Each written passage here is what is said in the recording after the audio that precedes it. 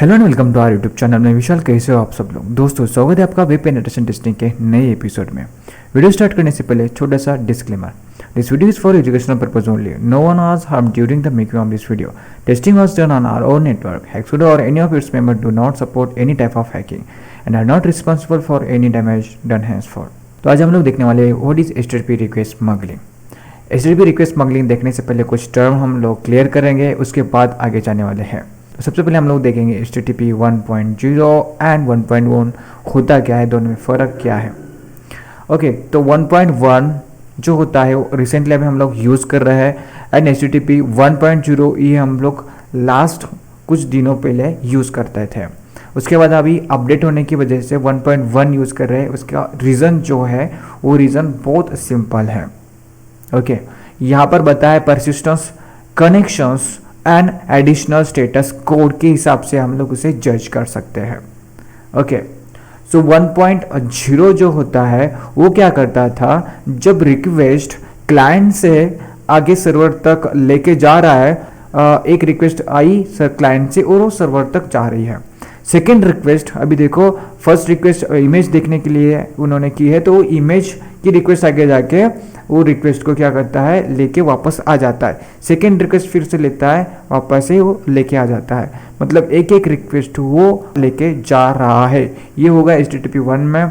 HTTP 1.1 में क्या होगा, वो सभी रिक्वेस्ट को एक बार लेगा और उसके बाद वो सीक्वेंस में सभी का आंसर रिस्पॉन्स भी देगा, एक साथ देगा। ठीक है, मतलब 1 by 1 नहीं करता है, लिया वापस से दिया। ठीक है, ये नहीं कर रहा, उसने सब रिक्वेस्ट को लिया और सभी रिक्वेस्ट को सीक्वेंस में वापस दिया। तो ये डिफरेंस से हम लोग ये इसलिए बात कर रहे हैं बिकॉज HTTP के ही ऊपर HTTP रिक्वेस्ट स्मगलिंग होने वाली है। तो इस हिसाब से हम लोग को पता चल जाता है कि what is HTTP 1.1 and 1.0। Okay, यहाँ पर बताया कि default behaviour is now persistence connections replace the practice of using the keep alive message. अब देखो यहाँ पर क्या होता है, 1.1 में वो जो कनेक्शन होता है वो परसिस्टेंस रख रहा है और उसमें अलाइव हो जाता है। कभी कभी क्या होता है, कनेक्शंस क्लोज वाला जो हम लोग हेडर चेक करते हैं रिक्वेस्ट का, तब हमें पता चलता है। फॉर एग्जाम्पल, ओके, तो यहाँ पर देखो एग्जाम्पल दिया है हेडर में। HTTP 1 में क्या हो रहा है, उस IP को, सेम IP, ठीक है, उस IP को उसने रिक्वेस्ट सेंड की है और रिक्वेस्ट में कनेक्शन क्लोज आ रहा है। ठीक है, मैंने वो एक रिक्वेस्ट सेंड की, अभी वो रिक्वेस्ट क्लोज हो जाती है कनेक्शंस मिलने के बाद। तो एक रिक्वेस्ट वो जा रही है, परसिस्टेंस नहीं हो रहा है कनेक्शन। ठीक है, तो HTTP 1.1 में क्या हो रहा है, कनेक्शन कीप अलाइव हो रहा है, मतलब हम लोग कनेक्शंस को परसिस्टेंस कर रहे हैं यहाँ पे। तो ये डिफरेंस है HTTP 1.1 और 1.0 में। तो यहाँ पर क्या हो रहा है, HTTP 1.0 में क्लाइंट से रिक्वेस्ट आ रही है, सर्वर लिया उस रिक्वेस्ट एंड उसे रिस्पॉन्स किया। सेकेंड, उसने अगेन रिक्वेस्ट आई, रिस्पॉन्स दिया, रिक्वेस्ट आई, रिस्पॉन्स दिया। तो ये क्या हो रहा है, एक एक रिक्वेस्ट का रिस्पॉन्स मिल रहा है। बट 1.1 में क्या होगा, रिक्वेस्ट आई, रिक्वेस्ट आई, रिक्वेस्ट आई, सभी का रिक्वेस्ट को उसने जजमेंट किया और उसके बाद रिस्पॉन्स दिया, रिस्पॉन्स दिया, रिस्पॉन्स दिया। ये हुआ क्लाइंट एंड सर्वर के बीच में HTTP 1.1। तो हम लोग अब देखते हैं पाइपलाइन क्या होता है। ठीक है, अब जब ये हो रहा है तो वहाँ पर बहुत सारे प्रॉब्लम्स हो सकते हैं, बहुत सारे इश्यूज हो सकते हैं। तो उस इश्यूज को सॉर्ट आउट करने के लिए फ्रंट एंड सर्वर एक बनाया गया है। तो what is the front end server and back and server. तो यहाँ पर परसिस्टेंट कनेक्शन एंड पाइपलाइन के बारे में हम लोग डिस्कस करेंगे। सबसे पहले यहाँ पर क्लाइंट एंड सर्वर की बात हो रही है एक्चुअली। तो रिक्वेस्ट सर्वर के पास जाती है, उसका रिप्लाई मतलब रिस्पॉन्स जो होता है, डेटा ट्रांसफ़र हो रहा है।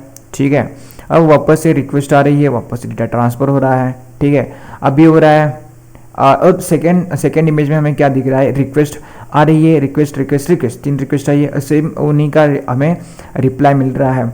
अब यहाँ पर होगा क्या कि पाइपलाइन मतलब क्या होता है, एक लोड बैलेंसिंग होता है। ठीक है, ठीक है, तो ये कनेक्शन से सपोज ये एंड यूज़र है, एंड यूज़र क्या कर रहा है, कनेक्शंस रिक्वेस्ट सेंड कर रहा है। लोड बैलेंसिंग हमारा जो फ्रंट एंड सर्वर होता है वहाँ पर लोड बैलेंसिंग होती है एंड उसके बाद वो बैक एंड के सर्वर के ऊपर दे देता है।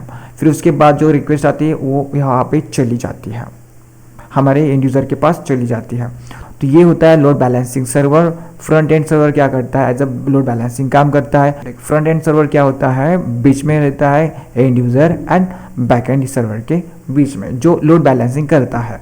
सो अभी हमें करना क्या है, स्मगलिंग का मतलब क्या है कि हमारा जो रिक्वेस्ट जा रहा है उस रिक्वेस्ट में कुछ ऐसा मलिशियस रिक्वेस्ट हम लोग सेंड करेंगे, HTTP मलिशियस रिक्वेस्ट, जो कि हमारे रिक्वेस्ट के अंदर ही रहेगा और जब आगे जा रहा है तो वो भी आगे जाएगा। अब होगा क्या यहाँ पर एक्चुअली देखो, ओके यहाँ पे मैं आपको एग्जांपल बताता हूँ। Front end and back and ऐसे दो टाइप है, एक लोड बैलेंसिंग कर रहा है, एक सर्वर मेन सर्वर है।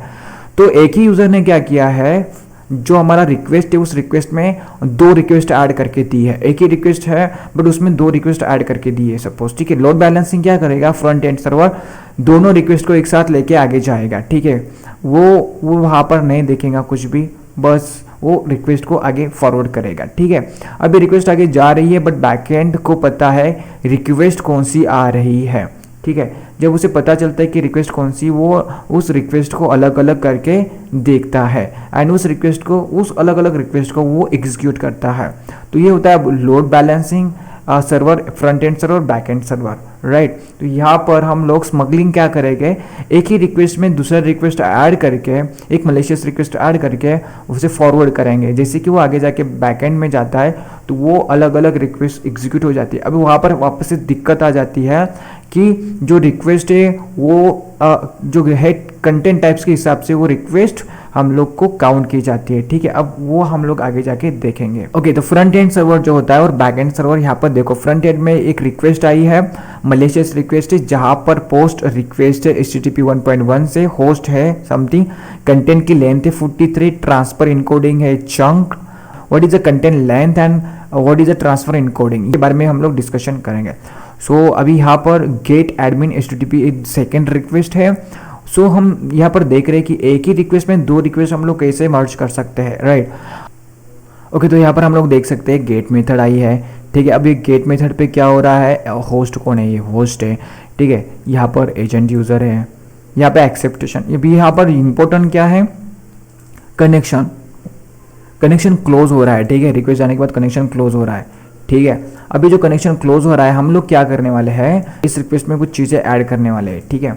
अब एक मलेशियस रिक्वेस्ट जब बनानी है तो उस टाइम पे कंटेंट लेंथ वो आगे जाके चेक करता है कि कंटेंट लेंथ कितनी है। ओके, अब मैं आपको कंटेंट लेंथ दिखाता हूँ।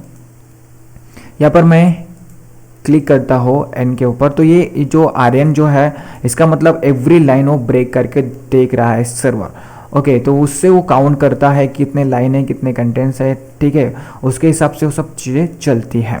तो नेक्स्ट हमें क्या करना है, यहाँ पर देखो कनेक्शंस जो है कीप अलाइव रखना है, इसे हमें मॉडिफाई करना है, हमारी रिक्वेस्ट को कीप अलाइव रखना है, राइट। मतलब जो भी हम लोग सेंड कर रहे हैं वो अलाइव रहेगा, जो हमारा रिक्वेस्ट, नेक्स्ट वाला रिक्वेस्ट हम लोग जो ऐड करने वाला है वो भी यहाँ पर काउंट किया जाएगा, इसका मतलब होगा, ठीक है। तो यहाँ पर क्या होगा, जीरो मतलब क्या होता है, रिक्वेस्ट आगे स्टॉप होती है, क्लोज हो जाती है, और इससे आगे जो रिक्वेस्ट होगी वो नई रिक्वेस्ट हो सकती है, ठीक है। अब हमें वही मैनिपुलेट करना है, स्मगलिंग करनी है, हमारा नेक्स्ट वाला जीरो के बाद जो रिक्वेस्ट रहेगा, जो हमारा रिक्वेस्ट रहेगा।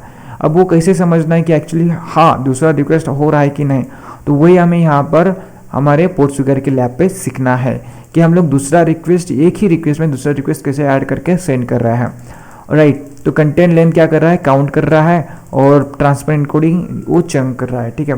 सो मतलब अब एक्चुअली होगा क्या, जब लोड बैलेंसिंग होता है, ठीक है, जब लोड बैलेंसिंग होता है उस टाइम पे वो दोनों रिक्वेस्ट आगे लेके जा रहा है, बट बैकएंड में क्या होगा, वो यूनिवर्सली क्या करता है, कंटेंट लेंथ और ट्रांसफर इनकोडिंग दोनों साथ में होगी, तो कंटेंट लेंथ को इग्नोर करता है और ट्रांसफर इनकोडिंग को रीड करता है। तो ट्रांसफर इनकोडिंग क्या करता है, एंटर रिक्वेस्ट को रीड करता है, ठीक है। वहां पर दोनों रिक्वेस्ट वहां पर रीड हो जाती है, बट वो जीरो के बाद क्या कर रहा है, सेकंड रिक्वेस्ट काउंट कर रहा है। मतलब ये फ्रंट एंड क्या करेगा, पूरा का पूरा रिक्वेस्ट लेके जाएगा, वो देखेगा नहीं क्या है क्या नहीं है। नेक्स्ट जाके वो बैकएंड में क्या कर रहा है, बैकएंड में कंटेंट लेंथ को इग्नोर कर रहा है, ट्रांसफर इनकोडिंग को रीड कर रहा है। तो ट्रांसफर इनकोडिंग में जीरो के बाद कुछ और भी लिखा है, तो वो भी एज अ रिक्वेस्ट वो एक्सेप्ट करेगा। तो वो हमें क्या करना है, वो हमें वहाँ पर स्मगल करना है हमारा सेकेंड वाला रिक्वेस्ट। ओके, तो यही एंटायर HTTP रिक्वेस्ट स्मगलिंग में देखने वाले हैं। ओके, तो जो भी छोटी मोटी चीज़ें हैं मे बी आपकी क्लियर नहीं हुई होगी, तो आप उसे गूगल भी कर सकते हो, या HTTP रिक्वेस्ट ऑफ स्मगलिंग यहाँ पर स्पोर्ट्स वगैरह के ऊपर जाके पूरा का पूरा कंटेंट आप लोग रीड कर सकते हो। यहाँ पर हम लोग देख सकते हैं how do request smuggling vulnerability arise. Okay, तो ट्रांसपेरेंट कोडिंग क्या है, राइट। और ठीक है, how to perform HTTP attack, हमें एचटीटीपी अटैक कैसे परफॉर्म करना है, CL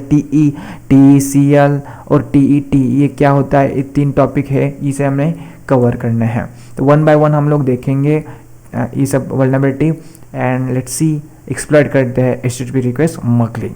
सो नेक्स्ट वीडियो में हम लोग देखने वाला है HTTP request smuggling basic CL TE vulnerability. Thank you, have a nice day, bye bye.